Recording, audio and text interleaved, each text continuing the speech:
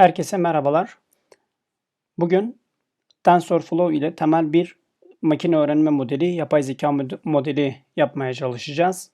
Şimdi şöyle bir zaten linki burada videonun altında vermeye çalışacağım. Şöyle yapayım. Şöyle. Bu linkten ulaşabilirsiniz bu sayfaya. Öncelikle de diyagramımızı açıp oradan bir bakalım neler yapacağız diye.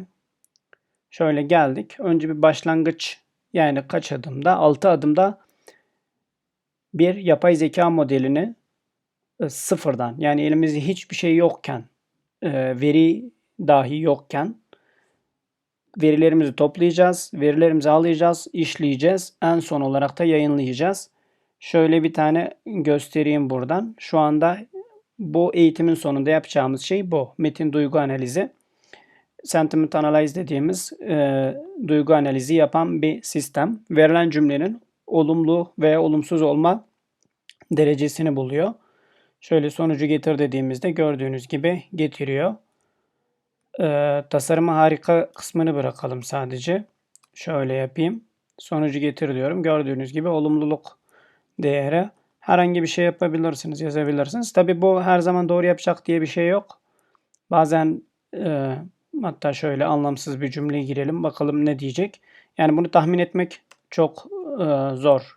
Yani yapay zekanın zaten mantığı bu. Şöyle gördüğünüz gibi anlamsız, halbuki olumlu veya olumsuzluk değeri olmayan bir şeye bile çok olumlu bir değer biçebiliyor. Ama çoğunlukla başarılı oluyor. Bu eğitilen modelin türüne göre değişir. Öncelikle şunu söyleyeyim. Bu eğitim boyunca yararlandığım, aylardır uğraştığım bir iş bu. Bu bizim bir proje, yani aynı zamanda öğrenmişken hep beraber öğrenelim diye şey yaptım. Şimdi bu 4 tane Udemy kursunun linkini ben buraya koydum ama şimdi bu kurslarda dikkatimi çeken temel bir eksiklik vardı. O yüzden ben bu eğitimi hazırlamaya çalışıyorum. Şimdi burada dikkat ederseniz direkt makine öğrenmesinden başlıyor. En son olarak da makine öğrenmesini bitiriyor. Gördüğünüz gibi bitti. Burada işler tamamlandı. Diğerleri de çoğunlukla öyle. Şu Vahit Keskin'in kursu ücretsiz. Ücretsiz verdiği için ayrıyeten teşekkür ediyoruz.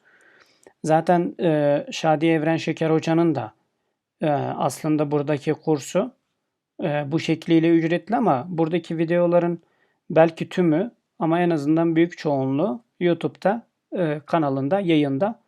Abone değilseniz mutlaka abone olun. Zaten yazılımla uzun süredir uğraşıyor ve hala abone değilseniz çok büyük bir şey kaybediyorsunuzdur. Ama yeni başlıyorsanız hemen abone olun ve bir şey kaybetmeyin. Bilgisayar bilimleri, bilgisayar kavramları olması lazım YouTube kanalının ismi. Tam olarak hatırlamıyorum ama Şadiye Evren Şeker olarak aratırsanız mutlaka bulacaksınız. Bilgisayar bilimleriyle ilgili hemen hemen her konuda videoları var. Kendisine teşekkür ediyoruz. Şimdi bu kurslarda işte demek istediğim konu şu. Bu da yine dikkat edin, kurulumlar falan var. Yine direkt dil işlemeye geçme var. Son olarak derin öğrenme tarzı, işte Python dersleri falan gibi şeyler var. Burada fark ettiğim iki nokta, şu diyagram üzerinden göstereyim. İki nokta ne? Başlangıç kısmı yok. Aslında kurulum biraz var da veri alma ve veriyi hazırlama yok. Genelde gördüğüm eğitimlerin çoğu hazır veriler üzerinde. Yani daha önce ya kendileri hazırlamışlar ya da bir yerden hazır olarak indirip nereden indirdiklerini falan kursta bahsediyorlar. Oradan bulabilirsiniz ama dediğim gibi veriler hazır. Yani o veriler nasıl hazırlandı ondan pek bahsedilmiyor. TensorFlow kısmı var. Direkt olarak eğitimlerde bu var. Yani şu iki adım var. Bir de son adım eksik arkadaşlar. Bence en önemli adımlardan biri bu. Bütün işlemlerimizi yaptık. Kursu tamamladık. Makine öğrenmesi modellerimizi oluşturduk. Peki biz bunu nasıl yayınlayacağız? Yani şöyle bir web sitesi üzerinden veya belki bir cep telefonu uygulaması olarak veya bir masaüstü uygulaması olarak nasıl kullanacağız? Ondan pek bahsedilmiyor. Şu an bu videoları çekiş amacım da asıl olarak bunlar. Öncelikle o zaman kurulumdan başlayalım. Şöyle öncelikle Python indirmeniz gerekiyor. Geliyorsunuz Python'un sitesine. Burada aslında bizim diğer chart'ımız da vardı. Nerede bizim? Daha önce bir yazılım eğitimiyle ilgili indirme işlemine başlamadan önce biraz ondan da bahsedeyim. Ondan sonra şöyle olması lazım.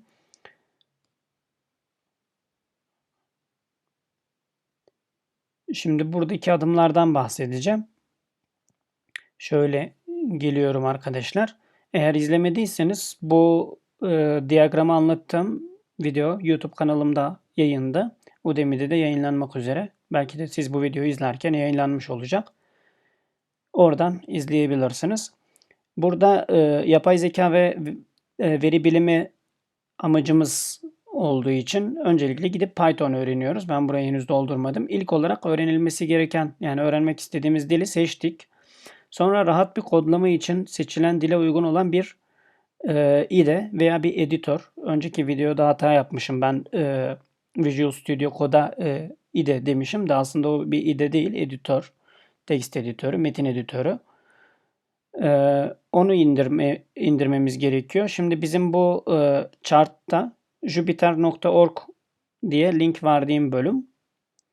Buradan IDE'yi indireceğiz. Biz bunu kullanacağız editör olarak.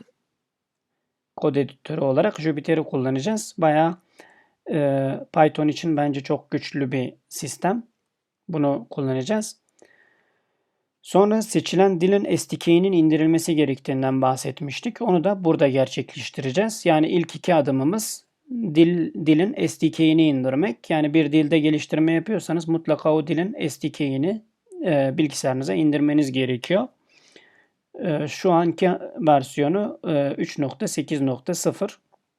İndirmeye tıkladığım anda indirmeye başladı direkt olarak. Şöyle tıkladım. Şurada görüyorsunuz indirmeye başladı. Bende şu anda 3.7 olması lazım. Kurulu zaten. Ama buradan indirip kurun. Çok temel Python kursu olarak anlatmayacağım bu kursu. O yüzden de belki bu kurulum aşamasını hızlı geçtim diyebilirsiniz. Bununla ilgili binlerce video var YouTube'da Python kurulumu ile ilgili. Eğer benim anlattıklarımda takıldığınız yerler olursa direkt oradan devam edebilirsiniz. Şimdi Python'u kurduktan sonra kurulum işlemlerinden sonra editörünüzü açıp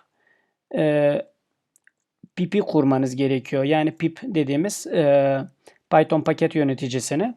Oradan Python'un paketlerini indirip yükleyebiliyorsunuz. Şimdi benim asıl değinmek istediğim bir şey var. Şu tabları bir kapatayım. Ben eğitimi direkt olarak size anlatıp geçmek istemiyorum. Yani ben bunu nasıl öğrendim? Hep beraber bunu öğrenmemiz gerekiyor. Şöyle gelip Jupyter'in sitesinde install Jupyter Lab diyorum. Şimdi ben nasıl öğrendim ona geleceğim. Şimdi diyor ki eğer Conda kullanıyorsanız Conda yine bir özellikle Python veya R kullananların kullandığı bir geniş kapsamlı bir geliştirme ortamı. Ben Conda kullanmıyorum. Onun yerine direkt olarak tarayıcımda, yani daha hafif olduğu için, çok işim olmadığı için, çok detaylı işlemler yapmadığım için kullanmıyorum. Onun yerine pip kullanıyorum. Şimdi pip install Jupyter Lab dediğiniz zaman ne yapıyor? Pip paket yöneticisi gidip Jupyter Lab paketini bulup getirip kuruyor. Eğer kurmazsa öncelikle gidip pip kurmanız gerekiyor. Zaten Python'u kurduğunuz zaman direkt pip'i de kurmuş oluyorsunuz. Ben aslında şöyle Python versiyonumu bir görmek için şöyle buraya Python yazdığınız zaman size zaten versiyonunu söylüyor. 2.7 şu an kurulu ve kesinlikle önermediklerini söylüyor. Zaten 24 Ağustos 2019 ne zaman kaldıracağını söylüyordu. 2020'de herhalde artık kullanmayacaklarını söylüyorlar. Şimdi ben buradan bir çıkış yapıyorum. Python Ctrl D tuşuyla çıkış yaptım arkadaşlar. Ctrl D. Onun yerine Python 3 yazıyorum. Şöyle. Python 3 versiyonum ise Python 3.7.4, yani 3.8'den hemen önceki versiyondayım. Bunu da kapatıyorum. gelip pip install Jupyter Lab diyerek Jupyter laboratuvarını kuruyorum. Muhtemelen kuruludur. Şöyle hızlıca atladığına göre kurulu. Ben de kurulu olduğu için direkt olarak kullanmaya başlayabilirim. Başlamak için şöyle bundan sonraki aşama şu. Yani editörümü kurdum. Bu kadar basit. Yani şu işlemi başarıyla çalıştırırsanız Jupyter'i kurmuş olursunuz. Dediğim gibi bu tür aşamalarda hata yaptığınız zaman mutlaka aldığınız hataya göre internette aramalar yapın. Ben bu aşamalarda veya bundan sonraki aşamalarda beraber videoyu durdurmayacağım. Eğer hatalar yaparsam bu hataları beraber nasıl çözeceğimizi hep beraber göreceğiz. Şimdi Jupyter'i açmayı deniyorum. Jupyter Lab diyorum ve Jupyter'in açılmasını bekliyorum. Hemen hızlıca açıldı gördüğünüz gibi. Bu Jupyter arkadaşlar açıldığı zaman böyle bir ekranla açılıyor.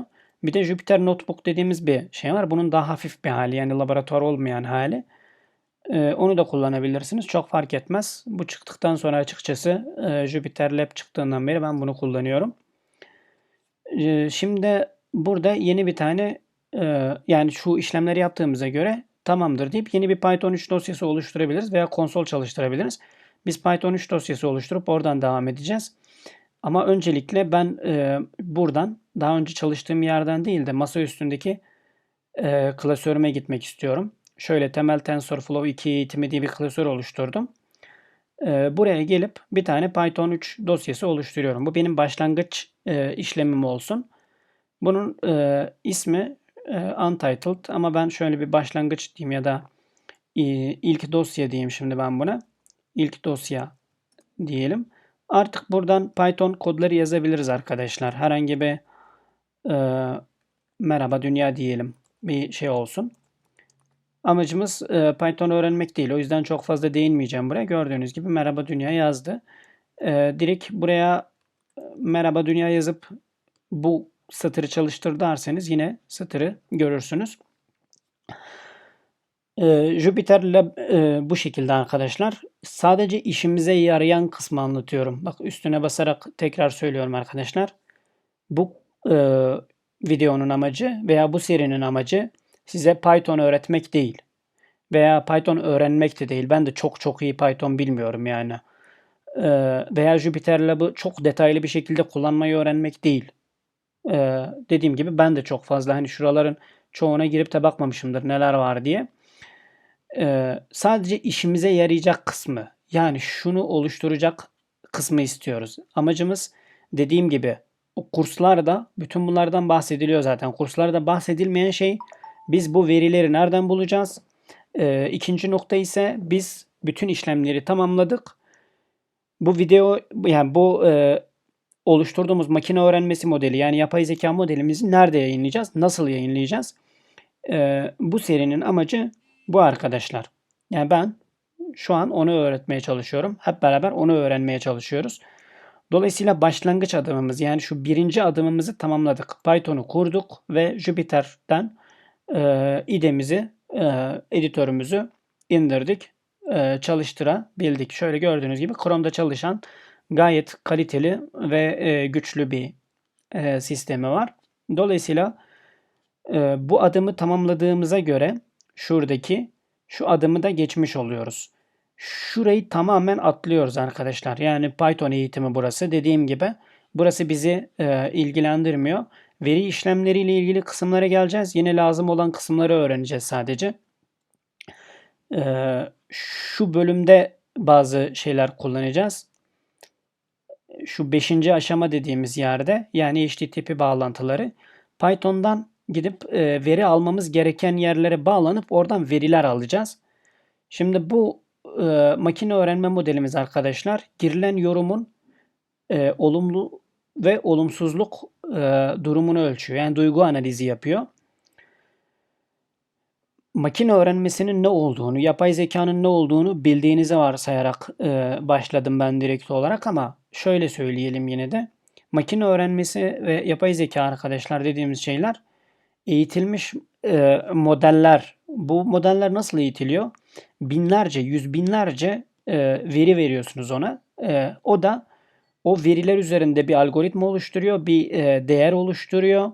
O değerler üzerinden daha sonradan daha önce hiç görmediği cümlelerle karşılaştığında veya eğer resim işliyorsanız bir resimle karşılaştığında veya video işte dediğim gibi herhangi bir alan onun üzerine bir tahmin yapıyor veya işlem yapıyor. Sadece tahmin olması da şart değil. Başka işlemler de yapıyor olabilir. Kümeleme yapıyor olabilir. Sınıflandırma. Aslında bu bir sınıflandırma aynı zamanda. Gibi birçok işlemi yapıyor olabilirsiniz. Yani şimdi bizim neye ihtiyacımız var? Binlerce, belki de milyonlarca veriye ihtiyacımız var. Bu verileri nereden bulacağız? O kısma değineyim. Şu sekmeyi kapatabilirim. Artık burayla işim bitti. Gelelim ve şöyle bakalım. Şimdi veri alma kısmına başlayacağız. Yani biz bu verileri nereden bulacağız? Bu model eğiteceğiz ama bu modelimiz için veriyi nereden buluyoruz? Ben hepsi burada.com üzerinden bir örnek göstereceğim. Şimdi hepsi burada.com'a girdiğiniz zaman herhangi bir ürüne tıklayalım şöyle. Burada hemen yan tarafında görüyorsunuz 148 tane yorum yapılmış. Bunlar etiketli veri olmuş oluyor arkadaşlar. Etiketli veri ne demek? Ürün kaliteli ve hızlı kargo diyor ve etiketini vermiş oluyor. Yani 5 yıldız vermiş buna. Şöyle çok kötü diyenlerden bir tane alalım. Ne diyor? Uzun yazmışlar ama bir tanesini okuyalım. Ürüne diyeceğim yok. Başarılı ama kutusunda eksik parça çıkarsa servise giderek parasını verip alacaksınız. Malum Samsung deyip kötü bir durumdan bahsedip olumsuz bir puan vermiş. Şimdi bu veriler etiketli veri. Bize lazım olan verilerin tümünü alacağız. Ben bu seride hepsi burada.com'da var olan bütün verileri yani bütün ürünlerin bütün yorumlarını etiketleriyle beraber yani verilen değerle beraber nasıl alacağınızı göstereceğim ben. Dolayısıyla internete bağlanmanız gerekiyor. Yani öğrendiğiniz yazılım dilinden artık dışarıya açılıp dışarıdan veri almanız gerekiyor. Onun için şöyle geliyorum. Burada benim daha önce oluşturduğum, üzerinde çalıştığım şeyler var. Şöyle bir tanesine tıklayayım arkadaşlar. Bunlar çoğu private yani siz dışarıdan erişemiyorsunuz ama ben bu seride zaten kullandığımız her şeyi şimdi oluşturduğumuz yeni klasördeki bölüme zaten ekleyeceğim. Yani bu bölüme şöyle şu bölüme ekleyeceğim. Dolayısıyla oraya erişebileceksiniz. Şöyle gelelim arkadaşlar. Burada neler yapmışız onları görelim.